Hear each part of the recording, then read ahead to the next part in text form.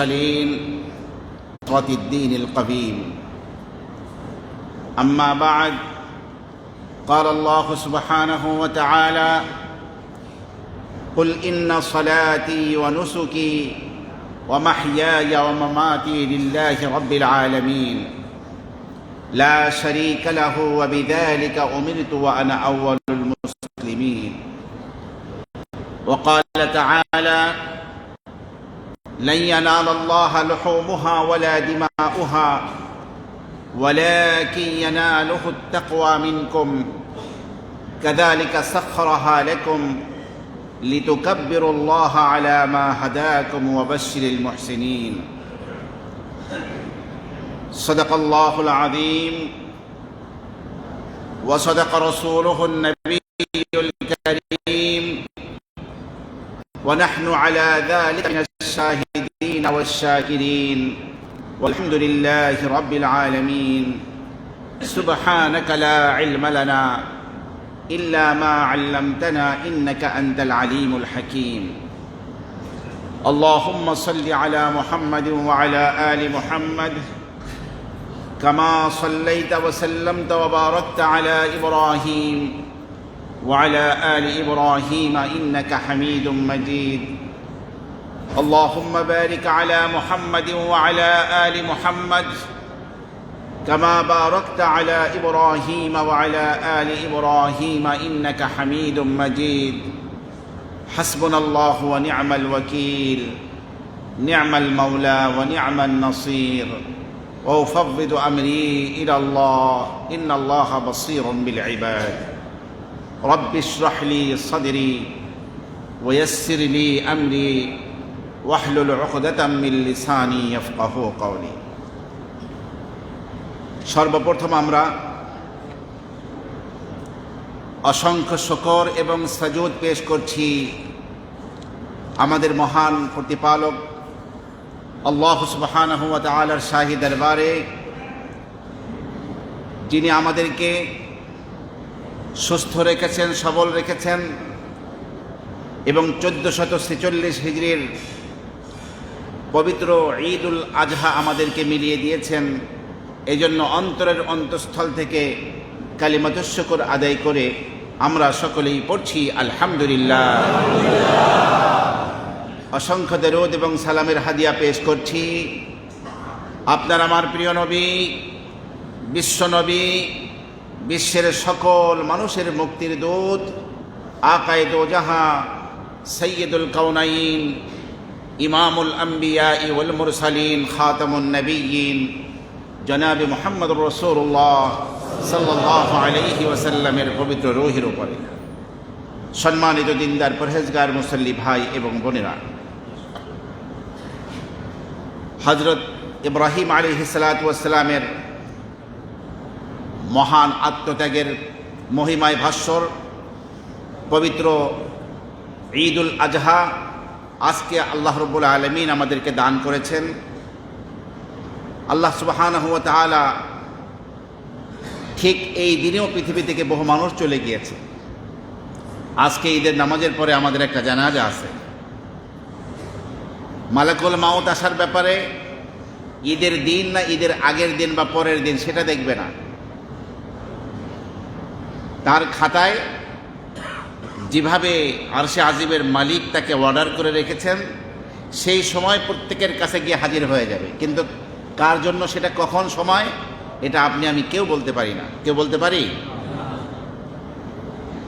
যিনি চলে গিয়েছেন আল্লাহ পাক তাকে মাফ করে দিন। গোটা বিশ্বের সমস্ত মুসলিম উম্মার মধ্যে যারা আজকে দুনিয়া থেকে বিদায় হয়েছেন সকলকে আল্লাহ পাক জান্নাতুল ফেরদাউস নসিব করেন। আমার প্রিয় ভাইরা, কোরবানি মানে হলো ত্যাগ। আল্লাহ সুবহানাহু ওয়া তাআলা আপনাকে আমাকে সৃষ্টি করেছেন। 100 বছর আগে আপনার আমার কোনো অস্তিত্ব দুনিয়ায় ছিল না। আপনাকে আমাকে সৃষ্টি করে পৃথিবীতে এনেছেন। আপনারা আমার দুনিয়াতে আসার আগেই মায়ের বুকে দুধের ব্যবস্থা করেছেন। আপনাকে আমাকে তিলে তিলে মানুষ করে এ পর্যায়ে পৌঁছিয়েছেন যে আপনাকে আমাকে রিজিক দিচ্ছেন, জ্ঞান দান করেছেন, ভালো মন্দ বিচার বুদ্ধি দান করেছেন। অক্সিজেন দিয়ে, আলো বাতাস দিয়ে তিনি আমাকে প্রতিপালন করছেন। আপনার আমার কাছে আমার বলতে যা কিছু দেখি, একটাও আপনার আমার নিজের না, সব কার দেওয়া? আরো জোরে বলেন, কার? দিলের গভীরে কথাটা ঢোকাতে হবে। আপনার আমার কাছে যে পয়সা পাতিগুলো আছে, এগুলোর আসল মালিক কে? ওয়ালিল্লাহি মিরাসুস সামাওয়াতি ওয়াল আরদ। আকাশ মণ্ডলী এবং জমিনের সমস্ত মিরাস হলো আল্লাহ, সমস্ত সম্পদের মালিক হচ্ছেন আল্লাহ। আপনাকে আমাকে স্বল্প সময়ের জন্য সেটাকে একটু নড়াচড়া করার সুযোগ দেন। আপনার আমার মালিকানায় এনে আল্লাহ পাক দেখতে চান যে বান্দা আমার দেওয়া সম্পদকে কিভাবে ব্যবহার করে। এই জন্য বান্দার তো উচিত নিজের জীবনকে, নিজের সকল সম্পদকে, নিজের সন্তান সন্ততিকে, নিজের বলতে যা কিছু আছে সব কিছুকে সে আল্লাহর সন্তুষ্টির জন্য ত্যাগ করবে, কোরবানি করবে, এটাই বান্দার উচিত। কিন্তু আল্লাহ সুবহানাহু ওয়া তাআলা সেই কথাটি স্মরণ করিয়ে দেওয়ার জন্যই প্রতি বছর আল্লাহ তাআলা এই কোরবানি আপনার আমার উপরে ওয়াজিব করে থাকেন। পৃথিবীর ইতিহাসে সর্বপ্রথম আদম আলাইহিস সালাতু ওয়াস সালামের দুই পুত্র হাবিল এবং কাবিল কোরবানি পেশ করেছিল। এরপরে প্রত্যেক নবী রাসূলের শরিয়াতের মধ্যে অপরিহার্য অনুষঙ্গ হিসাবে কোরবানি করার বিধানটি বিধিবদ্ধ ছিল। আল্লাহ তাআলা নিজেই বলেছেন কোরআনে হাকিমে, ওয়ালিকুল্লি উম্মাতিন জাআলনা মানসাকাল লিয়াযকুরু ইসমাল্লাহি আলা মা রাযাকাহুম মিন বাহিমাতিল আনআম। প্রত্যেক জাতির জন্য আমি আল্লাহ কোরবানির বিধানকে বিধিবদ্ধ করে রেখেছিলাম। লিয়াযকুরু ইসমাল্লাহি আলা মা রাযাকাহুম মিন বাহিমাতিল আনআম, যাতে করে তাদেরকে যে চতুষ্পদ জন্তু আমি দিয়েছি সেই জন্তু কোরবানি করার সময় আমার নামকে তারা স্মরণ করতে পারে। আমার প্রিয় ভাইয়েরা, কিন্তু কোন উম্মতের কোন নবীর শরিয়াতে কোরবানির ধরন কেমন ছিল আপনি আমি কেউ জানি না।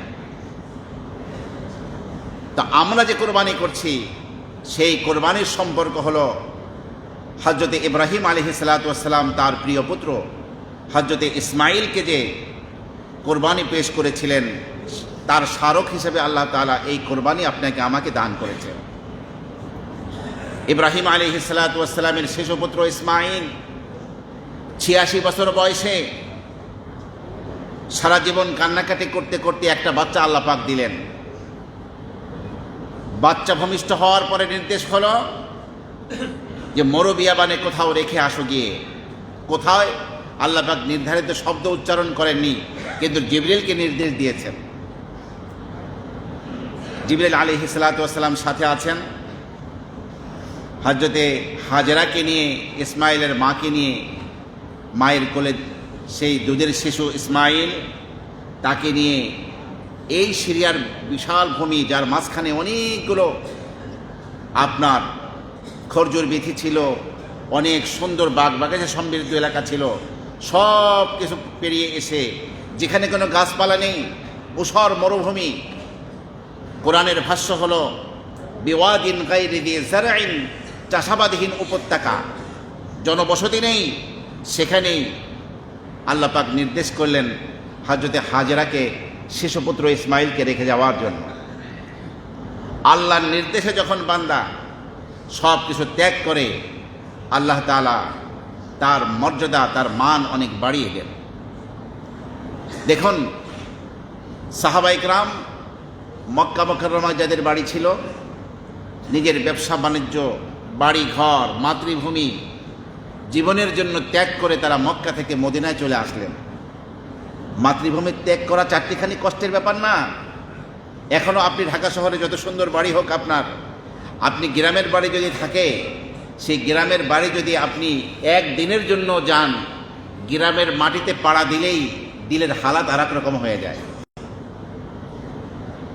কারণ ওটা আপনার মাতৃভূমি, ওখানে আপনি জন্মগ্রহণ করেছেন, ওখানে আপনার শৈশব কেটেছে, ওখানে আপনার হাজারো লাখো স্মৃতি সেখানে জড়িত আছে।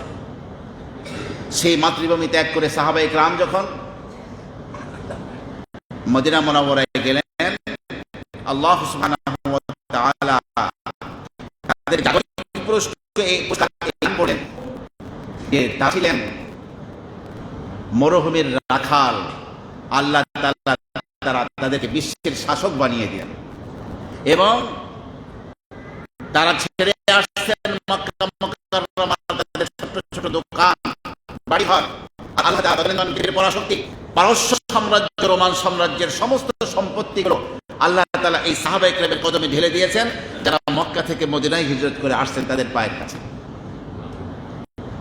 তো আল্লাহর জন্য ত্যাগ করে মানুষকে ঠকে যায়, লাভবান হয়, লাভবান হয়। সেই জীবনের চরম লাভবান হয়েছিলেন হযরতে হাজেরা, লাভবান হয়েছিলেন হযরতে ইসমাঈল, লাভবান হয়েছিলেন হযরতে ইসমাঈলের পিতা আল্লাহর খলিল আবুল আম্বিয়া হযরতে ইব্রাহিম আলাইহিস সালাতু ওয়াস সালাম। আমার প্রিয় ভাইরা, বাচ্চাকে কোরবানি করার যখন নির্দেশ হলো, তিনি অকাতরে কোনো রকমের দ্বিধা সংকোচ না করে, অগ্নি পরীক্ষা জীবনে অনেক দিয়েছেন তিনি, আল্লাহর সন্তুষ্টির জন্য তিনি আগুনের মাঝখানে ঝাঁপিয়ে পড়েছেন। আল্লাহর সন্তুষ্টির জন্য পৃথিবীর ইতিহাসে সর্বপ্রথম পরিবার পরিজন নিয়ে বাড়ি ঘর ত্যাগ করে হিজরত করেছেন। সেই ইরাকের বেবিলন শহর থেকে তিনি হিজরত করে সিরিয়ায় চলে গিয়েছেন। আল্লাহ পাকের নির্দেশে স্ত্রী এবং শিশু বাচ্চাকে মক্কায় রেখে আসছিলেন। আজকে আল্লাহ পাকের আরেক নির্দেশে তিনি বাচ্চাকে জবাই করতে যাচ্ছেন। আমার প্রিয় ভাইরা, তখন আল্লাহ সুবহানাহু ওয়া তাআলা সম্পূর্ণ আত্মসমর্পণ করলেন যখন পিতা পুত্র।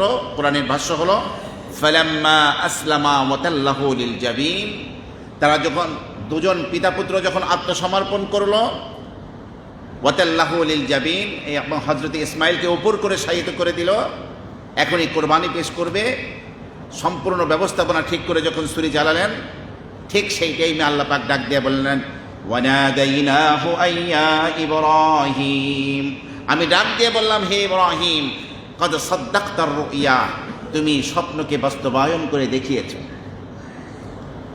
তোমাকে আমি স্বপ্নের মাধ্যমে যে নির্দেশ দিয়েছিলাম তোমার পুত্রকে কোরবানি করতে, জবাই করতে, সেই নির্দেশের বাস্তবায়ন করে তুমি দেখিয়েছো। আল্লাহ সুবহানাহু ওয়া তাআলা জান্নাতের মধ্যে 40 বছর বিচরণ করা সাদা ধবধবে সুন্দর এক দুম্বা দিয়ে আল্লাহর ফেরেশতা জিবরিল আমিনকে পাঠিয়ে দিলেন। জিবরিল আমিন ভয় পেলেন যে আমি হযরতে ইব্রাহিমের শরীর নিচ থেকে ইসমাইলকে সরিয়ে দিয়ে দুম্বা বসানোর আগেই হয়তো ইব্রাহিম ছেলেকে জবাই করে ফেলবেন। এই জন্য জান্নাত থেকেই তিনি ডাক দিয়ে বললেন আল্লাহু আকবার, আল্লাহু আকবার। কি বললেন? আল্লাহু আকবার, আল্লাহু আকবার। তিনি আশা করছিলেন এই শব্দ শুনে হয়তো ইব্রাহিম একটু দেরি করবেন। তো হযরতে ইব্রাহিম বুঝতে পারলেন যে হযরতে জিবরিল আসছেন। তিনি বললেন লা ইলাহা ইল্লাল্লাহু আল্লাহু আকবার বললেন। ইত্য বছরে চক্ষু বন্ধ অবস্থায় তিনি বাচ্চাকে জবাই করার জন্য উদ্যত হয়েছিলেন। এত সন্তর্পণে জিবরিল ফেরেশতা ইসমাইলকে হযরতে ইব্রাহিম আলাইহিস সালাতু ওয়াস সালামের ছুরি থেকে সরিয়ে সেখানে দুম্বাকে ফিট করে দিয়েছেন, আর ইসমাইলকে বাবার পাশে দাঁড় করিয়ে রেখেছেন। ব্যাপারটি বুঝতে পেরে হযরতে ইসমাইল আল্লাহু আকবার ওয়ালিল্লাহিল হামদ। এই জন্য বর্তমানে যে তাকবীরের তাসবিহ চলছে, এই তাকবীরের তাসবিহে আমরা যে তাকবীরটি পড়ছি আল্লাহু আকবার, আল্লাহু আকবার, লা ইলাহা ইল্লাল্লাহু আল্লাহু আকবার, আল্লাহু আকবার ওয়ালিল্লাহিল হামদ, সেটা হলো দুইজন নবী এবং আল্লাহ পাকের সর্বশ্রেষ্ঠ ফেরেশতা তিনজনের সম্মিলিত এক তাকবীর ধ্বনি।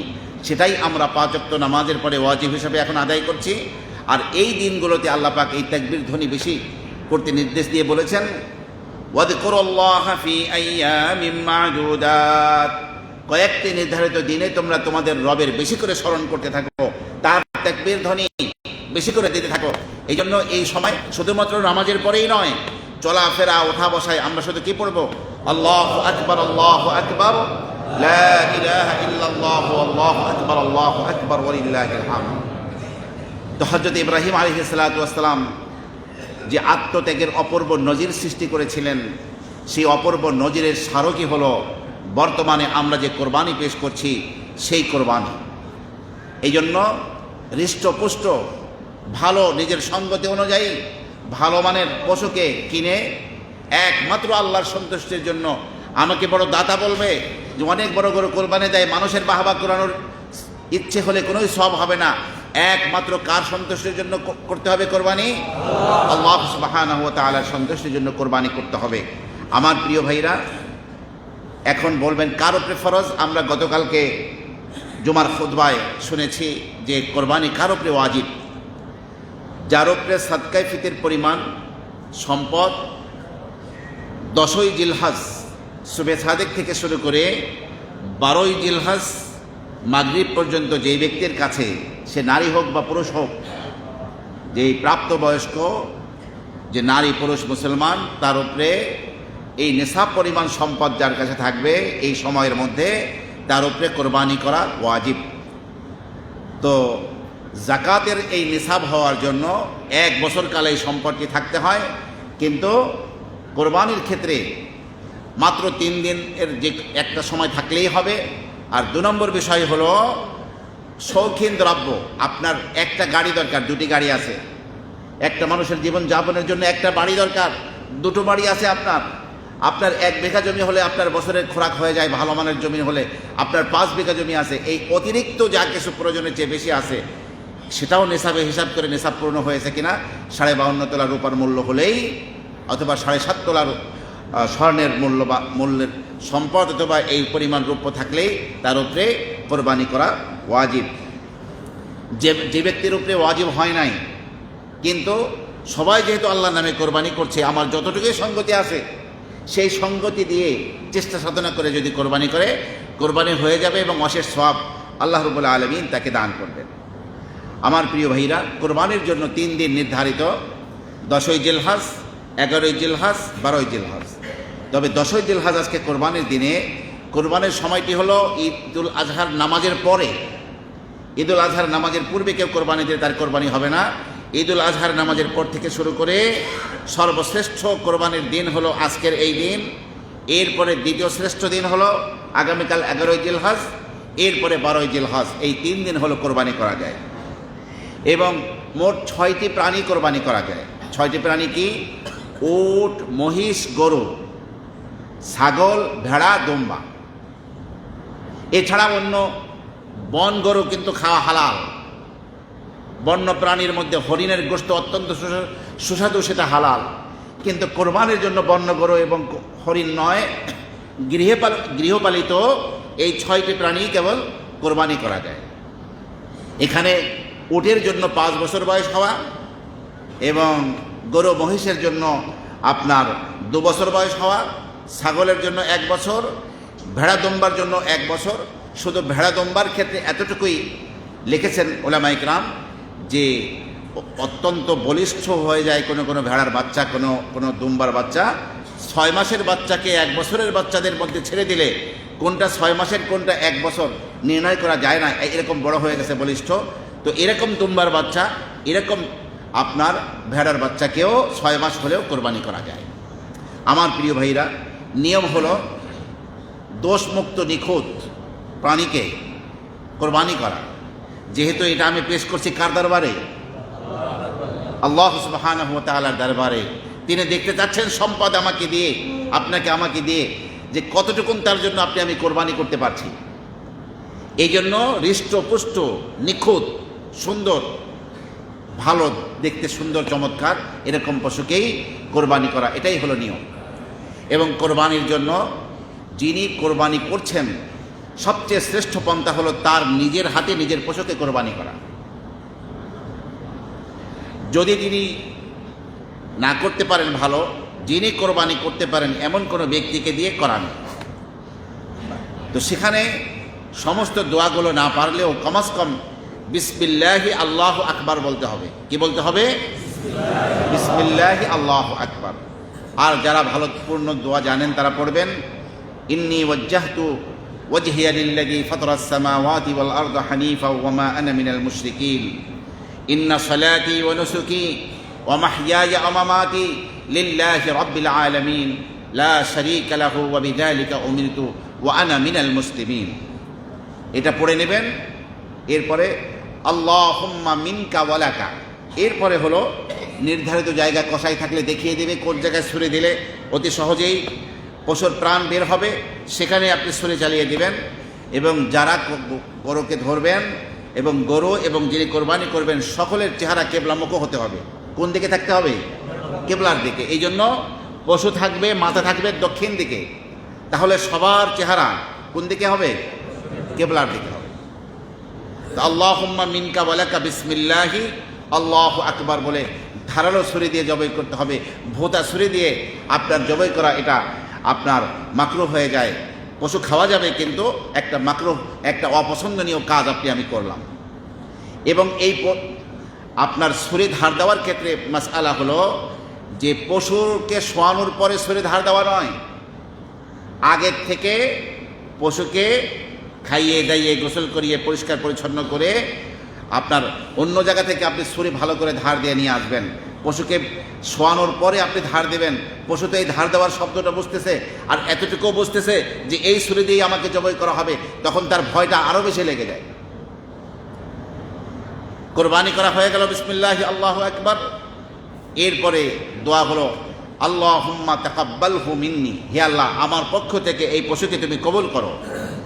কামা তাকাব্বালতা মিন হাবিবিকা মুহাম্মদ, যেমন তোমার বন্ধু মুহাম্মদ সাল্লাল্লাহু আলাইহি ওয়াসাল্লামের পক্ষ থেকে কবুল করেছিলে। ওয়া খালিলিকা ইব্রাহিম আলাইহিস সালাতু ওয়াস সালাম, এবং তোমার খালিল, তোমার অন্তরঙ্গ বন্ধু হযরত ইব্রাহিম খালিলের থেকে তুমি যেভাবে কবুল করেছিলে সেইভাবে তুমি আমার পক্ষ থেকে কবুল করো, এটা পড়া। আর যদি অন্যদের পক্ষ থেকে হয় তাহলে আরবি শব্দ শুধু মিন্নি, আমার পক্ষ থেকে স্থানে মিনহুম, তাদের পক্ষ থেকে। অনেকে এই জন্য লিখিতভাবে কাগজ নিয়ে আসেন, এটা কোনো অপরিহার্য না। কোরবানি দাতার দিলের মধ্যে কার কার পক্ষ থেকে কোরবানি করছেন নিয়াত থাকলেই কি হয়ে যাবে। অপরিহার্য রূপে লিখিতভাবে সামনে কোরবানি দাতার সামনে এগুলো পেশ করার কোনো আবশ্যকতা নেই। কোরবানি করা হয়ে গেল, যতক্ষণ পর্যন্ত পশু ঠান্ডা না হবে, একেবারে তার রুহ বের হয়ে গিয়েছে এবং ঠান্ডা হয়ে গেছে, তখন গিয়ে তার পায়ের গোছা কাটা, চামড়া ছিলানো শুরু করতে হবে। পশুর এখনও রুহ ভালো করে বের হয়ে পারেনি, এখনও তার ভিতরে আপনার রুহের স্পন্দন আছে, এখনও নড়াচড়া করছে। এই অবস্থায় চামড়া ছেড়ালে অনেক বেশি কষ্ট পায়, বিধায় সম্পূর্ণ ঠান্ডা হওয়া পর্যন্ত পশুকে সেলানো এটাও মাকরুহ, এটা নিষিদ্ধ। আর ছুরি আবার এত জোরে চালিয়ে দেওয়া যার থেকে পশু থেকে কল্লা আলাদা হয়ে যায়, এটাও নিষিদ্ধ। এই জন্য খাওয়া না জায়েজ হবে না, কিন্তু শরীরের প্রথম যখন কোরবানি করা হয় তখন শরীরের সাথে কল্লার কিছু অংশ লেগে থাকবে, এভাবেই কোরবানি করতে হবে। আসুন আমার প্রিয় ভাইয়েরা, যিনি কোরবানি করলেন, আপনি নিজে ছাড়া যদি অন্য কেউ হয় এবং সে যদি আপনার আমার সাথে শরিক না থাকে, এই পশুর মধ্যে এক উট, আপনার মহিষ এবং গরুর মধ্যে তো 7 জন শরিক হতে পারে। যিনি কোরবানি করছেন অন্য কাউকে দিয়ে করাচ্ছেন আপনি, যিনি ভালো পারেন এমন ব্যক্তির কাছে, তাকে কোনো হাদিয়া তোহফা টাকা পয়সা দেওয়া সম্পূর্ণ জায়েজ, কোনো অসুবিধা নেই। কিন্তু যদি কেউ শরিক 7 জনের একজন কী করলো, কোরবানি করলো, তার জন্য আলাদা করে পয়সা নেওয়ার সুযোগ নাই, যেহেতু এই পশুর মধ্যে তারও কি আছে, অংশ আছে। আপনি এরপরে গোশত কাটা হবে, গোশত তৈরি করা হবে। বিগত দিনে কোরবানির গোশত আগুন আসমান থেকে এসে পুড়িয়ে দিয়ে যেত অথবা ফেলে দেওয়া লাগতো, কারণ এটা আল্লাহর জন্য পেশ করা হয়েছে, এটা হালাল না। কিন্তু এই উম্মতের জন্য বৈশিষ্ট্য হলো যে এই উম্মতের জন্য আল্লাহ পাক হালাল করে রেখেছেন। এর উদাহরণটা এমন, আপনি কোনো বড় বাদশার জন্য, রাজার জন্য আপনি বিশাল একটা মাছ নিয়ে গেলেন, তো বাদশার তো মাছের অভাব নাই, কিন্তু আপনি যে একজন সাধারণ গরিব মানুষ এত বড় একটা জিনিস তার জন্য নিয়ে গেলেন, তিনি শুধু একটু হাতটা স্পর্শ করে বললেন, ভাই তুমি তোমার বাচ্চা কাচ্চা নিয়ে খাও। আল্লাহ পাকের কাছে তো এই রক্তগ্রস্ত পৌঁছে না। কাফের বেঈমানেরা জাহিলিয়াতের যুগে বাইতুল্লাহর দরজার সাথে বাইতুল্লাহর বিভিন্ন জায়গায় গোশত রক্ত ছাপ লাগাই দিত, বলতো আল্লাহর কাছে রক্ত মাংস পৌঁছে। আল্লাহ পাক বলে দিলেন সূরা হজের মধ্যে, লা ইয়ানালাল্লাহু লুহুমুহা ওয়ালা দিমাউহা ওয়ালাকিন ইয়ানালুহুত তাকওয়া মিনকুম। এই কোরবানির জন্তুর কোনো রক্ত, কোনো গোশত আল্লাহর কাছে পৌঁছে না। ওয়ালাকিন ইয়ানালুহুত তাকওয়া মিনকুম, তোমাদের অন্তরের যে তাকওয়া, আল্লাহ ভীতি, একমাত্র আল্লাহর জন্য কোরবানি পেশ করছো, কেবলমাত্র এই জিনিসটি আল্লাহর কাছে পৌঁছে। এই পশুর গোশত রক্ত এটা আল্লাহ পাকের দরকার নাই। তো আল্লাহ পাক গ্রহণ করে আপনাকে আমাকে কেমন যেন বলে দিলেন, যাও তোমার বাচ্চা কাচ্চা নিয়ে, তোমার পরিবার পরিজন, আত্মীয় স্বজন, আপনজনকে নিয়ে তুমি খাও, আমি তোমার কোরবানিকে কবুল করে নিয়েছি। এই জন্যই কোরবানি আমাদের জন্য, গোশত আমাদের জন্য হালাল। আমার প্রিয় ভাইরা, আকিকা সম্পর্কিত গতকালকে প্রশ্ন করা হয়েছিল। একই পশুর মধ্যে আপনার 7 নাম দেওয়া যায় আছে, সেখানে কেউ এক নাম দিলেন নিজের ওয়াজিব কোরবানির, আর ছেলে হলে 2 নাম দিলেন আকিকা হিসাবে, অথবা মেয়ে হলে 1 নাম দিলেন আকিকা হিসাবে, এরপরে অন্যান্যদের নাম দিলেন। একই পশুর মধ্যে আকিকা এবং কোরবানি উভয়টাই জায়েজ, কোনো অসুবিধা নেই। কারণ কোরবানির গোশত খাওয়ার যে হুকুম, আকিকার গোশতের এই হুকুম, এই জন্য ওলামা ইকরাম, ফুকাহা ইকরাম লিখেছেন যে কোরবানির পশুর মধ্যে আকিকা সম্পূর্ণ জায়েজ এবং এটাকে আকিকা হিসাবে গ্রহণ করা হবে। তবে ইমাম আবু হানিফা রহমতুল্লাহি আলাইহি একটা কথা বলেছেন যে যদি আকিকার পশু ভিন্ন হয় তাহলে এটাই বেশি উত্তম, একই পশুর মধ্যে আকিকা এবং কোরবানি না হয়ে আলাদা হওয়াটাই বেশি ভালো। তবে হলে কোনো সমস্যা নাই, মাসলাগত কোনো সমস্যা হবে না। আসুন আমার প্রিয় ভাইরা, এরপরে আপনার পশুর এই গোশত সম্পর্কে, আপনি গোটা গোশত কি কাউকে 1 টুকরা না দিয়েও সব খেয়ে ফেললে আপনার কোরবানির কোনো ক্ষতি হবে না। কিন্তু এই কোরবানি তো শুধুমাত্র নিজের ভোগ করার জন্য নয়, নাহলে তো বাজার থেকেই গোশত কিনে খাওয়া যায়। এটা তো কেবল আল্লাহর সন্তুষ্টির জন্য। এই জন্য মুস্তাহাব তরিকা হলো, উত্তম পদ্ধতি হলো গোশতকে 3 ভাগ করে 1 ভাগ গরিব দুঃখী অসহায় মানুষ, যারা এত দামি গরু কিনে তারা খেতে পারে না, কোরবানি দেওয়ার সুযোগ হয় নাই, গরিব দুঃখীর মাঝে 1 ভাগ বিলিয়ে দেওয়া, আর নিজের আপনজন, রক্তের আপনজন বিভিন্ন কষ্টের মধ্যে আছে, আর ধনীও যারা আছে সবাইকে খাওয়ানো যায়, রাজা বাদশাকেও খাওয়ানো যায় কোরবানির গোশত। এমনকি অমুসলিম, ইহুদি, খ্রিস্টান আর 1 ভাগ নিজের পরিবারের জন্য রেখে দেওয়া, এটাই হলো উত্তম পদ্ধতি। তবে জমা করে রাখা, ফ্রিজে রাখা,